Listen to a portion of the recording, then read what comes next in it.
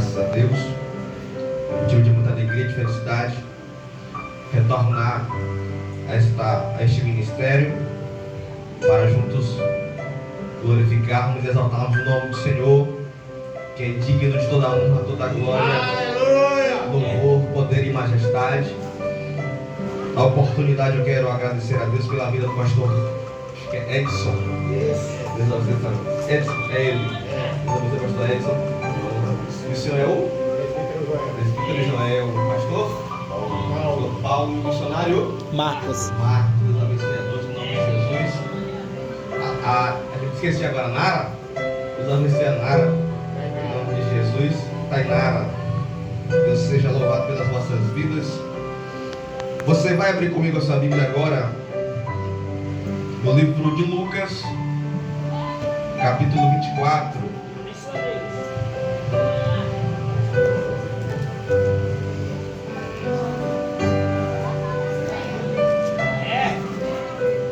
Lucas 24.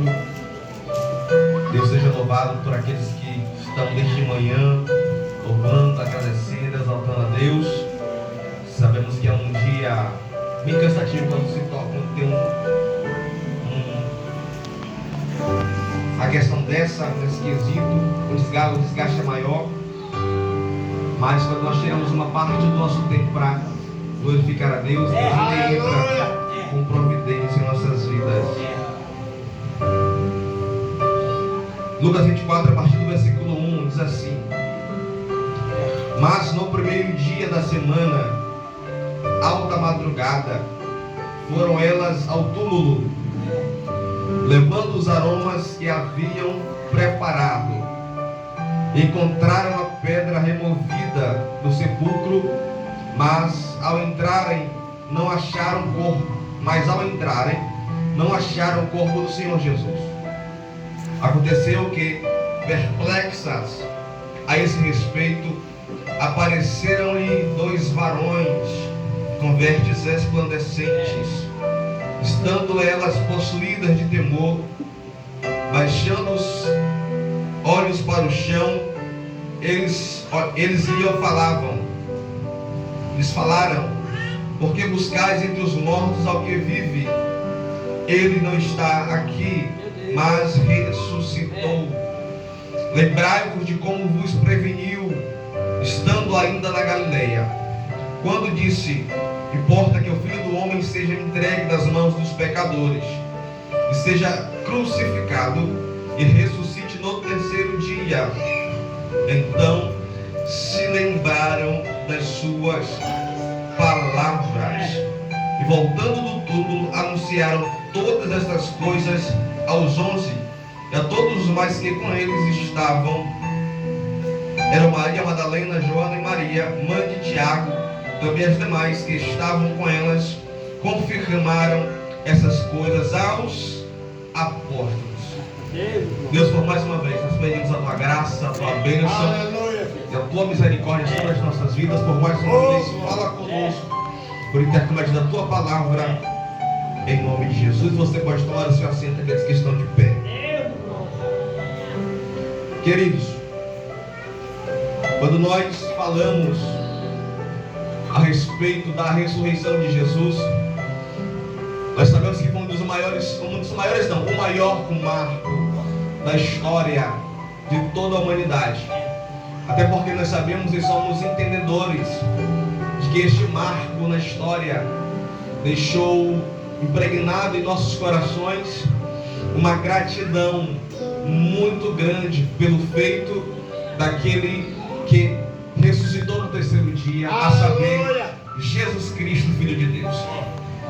Quando nós falamos acerca desta ressurreição, a nossa mente ela automaticamente liga alguns fatos do que foi essa entrega, essa morte e os acontecimentos que antecederam a morte de Jesus na cruz do Calvário. Este acontecimento foi por conta dos nossos pecados, das nossas falhas, dos nossos erros, de tudo aquilo que outrora nós cometemos e por aquilo que nós também iremos cometer. Jesus morreu por conta dos nossos pecados, dessas nossas falhas, de todas as nossas transgressões. E nós precisamos saber que nós não somos merecedores de tamanha graça, de tamanha misericórdia. Aleluia. A graça de Deus, ela é um favor imerecido a cada um de nós. Ou seja, nós não merecemos essa graça, nós não merecemos esse amor, nós não merecemos essa entrega, porque de fato foi uma entrega. O Filho de Deus se fez homem, se fez carne, melhor dizendo, e habitou entre nós. E vimos a sua glória como a glória do unigênito Filho de Deus. E ele veio a esta terra para realizar, para cumprir uma missão que estava sobre a sua vida. Essa missão foi nos salvar, nos redimir. Jesus nos entregou. E por conta dessa entrega, nós também precisamos nos entregar a Ele. Aleluia! A reação, ou melhor dizendo, a ação de Jesus foi se entregar. E a nossa reação é se entregar para Ele. Todos nós precisamos nos entregar para Ele. Porque não basta só o Filho de Deus se entregar por cada um de nós.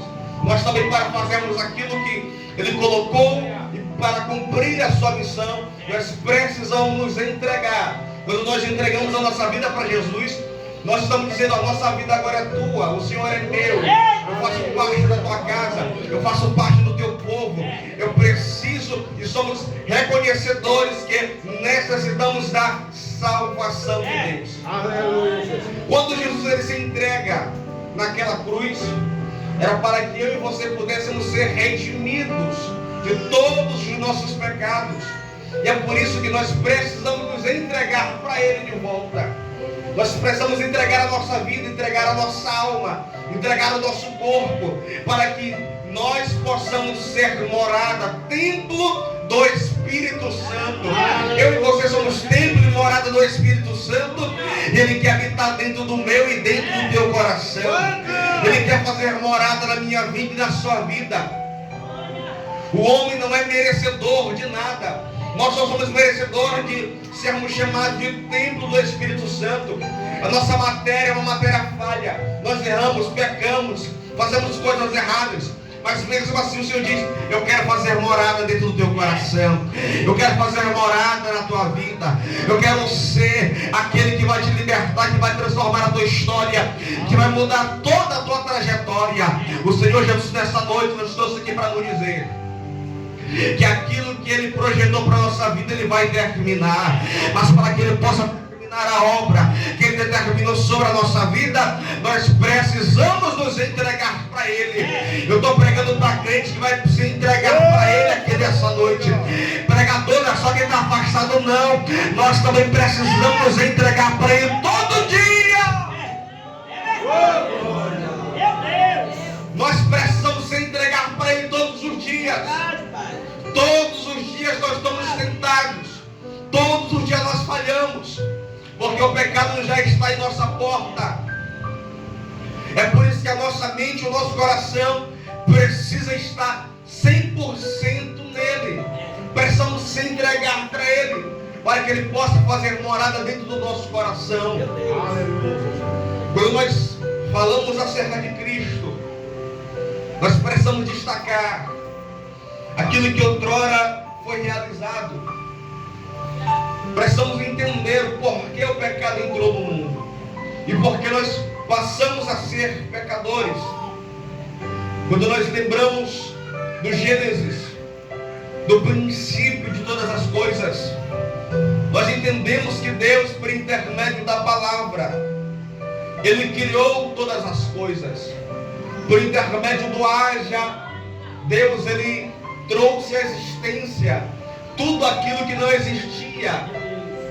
A palavra dita, falada, pronunciada pelo próprio Deus trouxe à existência aquilo que não existia. Por intermédio do haja, Ele disse: haja luz e houve luz. Ele disse: haja águas, e fez separação entre águas e águas. Ele fez tudo aquilo que necessitava ser feito por intermédio da palavra, por intermédio do haja. Então eu preciso que você entenda isso aqui. A palavra pronunciada por intermédio de Jesus, de Deus, trouxe à existência aquilo que não existia. Nós precisamos entender também que Deus, Ele é. Deus não existiu porque alguém o criou. Deus, Ele é vivo porque Ele é autoexistente. Muitas vezes nós falamos, Deus não existe, parece até uma heresia. Porém não é, porque de fato Deus não existe. Ele diz para Moisés, Moisés, eu sou o que sou. Falar que Deus não existe não é uma heresia, é uma verdade. Porque Deus não foi criado por alguém.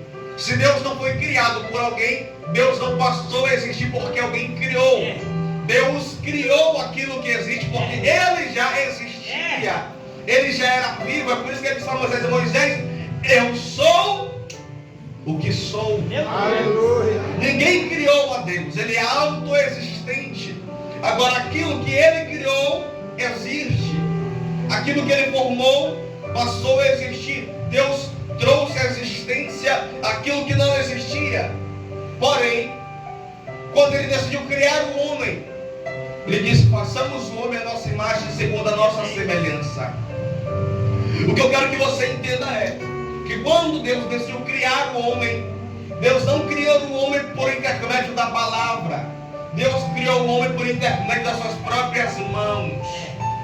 Aquilo que existiu, por intermédio da palavra pronunciada, foi criado, formado, veio a existir. Agora, quando Deus decidiu criar o homem, Ele disse, façamos o homem a nossa imagem segundo a nossa semelhança. Deus criou o homem com as suas próprias mãos.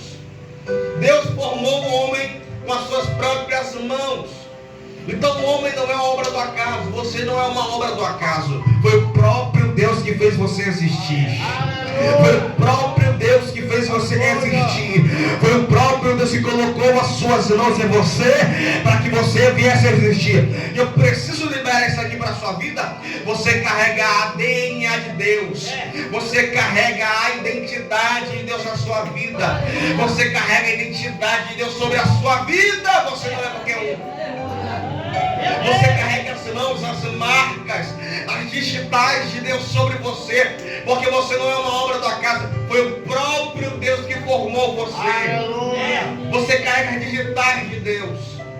Você carrega as digitais que Deus criou você, formou você pelas suas próprias mãos. Você não foi criado por intermédio da palavra. Você foi criado por intermédio da ação de Deus, formando você do pó da terra.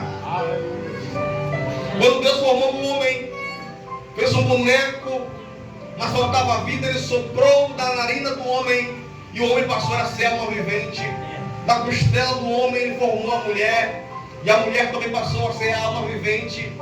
Mas havia uma palavra, e a palavra era para que não fosse, para que uma árvore do jardim não fosse comida. Havia uma proibição sobre aquela árvore. Todavia, por intermédio da desobediência, o pecado entrou na humanidade. Como o pecado entrou na humanidade? Por conta da desobediência. É por isso que nós precisamos ser obedientes. Porque quando você desobedece às ordens de Deus, você acaba pecando. O pecado entrou no mundo por conta da desobediência. Deus disse, não comam daquela árvore. Foram lá e comeram, porque a serpente enganou a mulher enganou o homem, e assim o pecado entrou na humanidade. Por conta da desobediência, aquilo que era perfeito, passou-se agora a sermos conhecedores do bem e do mal. Meu Deus! O pecado entrou na humanidade. Agora, para que nós viéssemos novamente ter uma conexão com Deus, precisaríamos agora de um milagre, de uma ação do próprio Deus, para que nós pudéssemos ter novamente um contato com Deus, porque outrora a nossa conexão com Deus foi quebrada, foi cortada. A nossa relação com Deus, ela foi cortada, foi quebrada, foi aniquilada. E agora, o que nós precisamos fazer? Enviar o seu Filho, Jesus Cristo, a esta terra. Jesus foi aquele, o enviado de Deus a esta terra, para para trazer-nos, para trazer a mim e a você, a ter novamente a nossa intimidade e a nossa conexão com Deus. O pecado adentrou na humanidade e agora, a partir daquele dia em diante, nós passamos a ser conhecedores do bem e do mal. Agora nós precisamos entender que é como se Deus dissesse: eu preciso trazer este povo de volta para mim. O que Ele vai fazer? Ele vai enviar o Filho dele por intermédio da sua vontade para nos resgatar de novo, para que nós pudéssemos ter novamente a nossa conexão com Ele, a nossa vida com Ele, a nossa intimidade com Ele. Porque sem Jesus na nossa vida nós não somos nada.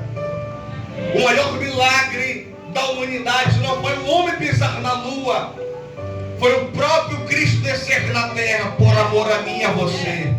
O maior milagre não foi o homem atravessar, não foi o homem pisar na lua, não. O maior milagre foi o Filho de Deus se fazer carne e habitar nesta terra, e habitar entre nós, para nos resgatar e nos redimir do nosso pecado. O Filho de Deus foi enviado. Quando o Filho de Deus é enviado a esta terra, ele nasce debaixo de um período de morte, debaixo de um decreto, onde as crianças de 2 anos precisariam morrer por conta deste decreto. O que Deus faz? Já que Jesus era uma promessa a esta terra, a cada um de nós, Ele guarda o seu filho, Ele protege o seu filho da morte, porque ainda não era o tempo do filho morrer. Ele vai para o Egito, passa um tempo no Egito, depois retorna. E diante desse crescimento, diante da vontade de Deus, o Filho do próprio Deus começa agora a crescer. O filho de José e Maria na terra começa agora a crescer. Com 12 anos, o filho de José e Maria, ele passa agora a ser um jovem, um garoto, mas de um grande conhecimento. Nós precisamos destacar que Jesus com 12 anos já dava aula. Jesus com 12 anos já tinha um grande conhecimento. Jesus com 12 anos já era professor, podemos dizer assim, por conta do conhecimento que ele possuía. Alguém que ouvisse Jesus falar precisaria ficar espantado, estarrecido com tamanho conhecimento que um garoto de 12 anos possui. Jesus, ele cresce. Jesus, ele continua a sua jornada, ele continua a sua caminhada em direção a um propósito. Jesus, quando ele completa 30 anos de idade, é onde ele vai iniciar o seu ministério. E nós precisamos destacar isso aqui, pastor Edson, porque Jesus, ele passa 12 anos sem realizar nenhum milagre. Ele passa 12 anos sem curar, ou melhor dizendo, 30 anos sem curar, 30 anos sem libertar, 30 anos sem realizar milagre, 30 anos sem fazer nada. Jesus, de 1 ano a 30 anos, ele viu aleijados, mancos, paralíticos, cegos, mas ainda não era chegada a sua hora de realizar milagres. Porque tudo aquilo que é preciso que nós façamos, vai chegar o tempo e vai chegar a hora. Nós só precisamos esperar o tempo certo para que nós possamos realizar aquilo que Deus colocou diante do nosso caminho. O mal da nossa geração é não esperar o tempo. O mal da nossa geração é não esperar o tempo determinado de Deus para que nós venhamos realizar aquilo que Ele delegou sobre a nossa vida. O Senhor está dizendo na vida de alguém: espera o teu tempo, espera a tua hora. Não atravessa o teu tempo, mas permanece na presença, porque no meu tempo eu te levanto, na minha hora eu te levanto. No meu tempo eu faço na tua vida aquilo que você precisa. Nós precisamos entender que há um tempo determinado para todas as coisas debaixo do céu. Jesus me trouxe aqui para te dizer: espera o teu tempo, espera a tua hora. A nossa geração não está acostumada a esperar. É por isso que tem gente que se afasta, é por isso que tem gente que se desvia, porque não sabe esperar a hora. Jesus foi um homem que esperou 30 anos para realizar o seu ministério, para realizar apenas 3 anos e meio de ministério. Meu Deus! Foram 30 anos de preparo para realizar o ministério de 3 anos e meio. O mal da nossa geração é se converter hoje e já querer pregar no dia seguinte. Meu Deus! O mal da gente é não saber esperar o tempo. Não sabemos passar pelo preparo. Porque todo preparo forja o nosso caráter. Todo preparo ele forja o nosso coração. É por isso que tem crente que não aguenta pedrada, não aguenta pancada, não aguenta mentira, não aguenta disse inveja, fofoca, calúnia, difamação, não aguenta porque não foram forjados no tempo do preparo. Porque falta na nossa vida o tempo do preparo. Porque quando você é preparado, quando você passa pelo tempo do preparo, Jesus ele te molda. Jesus ele te forja, ele te prepara para tudo aquilo que você vai passar. Porque todo crente passa por dificuldade, todo crente passa por provação. O dia da provação chega para todo mundo. O dia da provação chega para mim. O dia da provação chega para você. O dia da tristeza bate no nosso coração. O dia da angústia bate no nosso coração, na nossa mente, a ponto de nós pensarmos em parar, pensarmos em desistir. Falta o tempo do preparo. O tempo do preparo te amadurece. O tempo do preparo te forja. O tempo do preparo te deixa na posição, te deixa no prumo, para você suportar as pancadas da vida, para você suportar as pedradas, as calúnias, a difamação. Quando Jesus começa o seu ministério, é onde ele vai começar agora a tomar pancada, tomar pedrada, podemos dizer assim. Quando ele começa o seu ministério, é o período que ele vai começar a ser rejeitado pelos homens. Meu Deus! É o período que quando ele começa o seu ministério, as pessoas vão começar, durante um período de tempo, estar juntamente com ele, caminhar juntamente com ele. Mas quando ele menos esperou, os mesmos que aplaudiam foram os mesmos que disseram: crucifica ele. Meu Deus! A nossa geração, nós não estamos preparados para muitas coisas. Nós precisamos entender que o tempo de preparo sobre a nossa vida é muito necessário.